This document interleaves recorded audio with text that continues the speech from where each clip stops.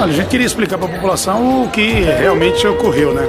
Tivemos um trem quebrado entre a estação Barro e a estação Werneck. Esse trem apresentou um curto-circuito, né, uma pane elétrica, e aí acabou causando o travamento das rodas. O trem ficou freado, foi rebocado por outro, e isso demorou muito, em torno de 20 minutos, por conta da própria complexidade do trem, mas esse foi uma ação que a gente poderia ter resolvido em 20 e 30 minutos. A outra ação que deliberou mais horas e a paralisação praticamente do sistema foi o vandalismo que ocorreu na estação Coqueiral, essa estação que a gente está nesse momento, né, onde as pessoas quebraram 2 trens e aí danificaram todo o sistema, porque muita gente desceu a via, muita gente, né, acabou quebrando o trem, a gente teve que tirar esses trens de circulação e aí praticamente paralisamos o sistema por volta de 1 hora, de 7h30 às 8h30 da manhã, por conta desses vândalos que acabaram prejudicando ainda mais a quem utiliza o metrô no seu dia a dia.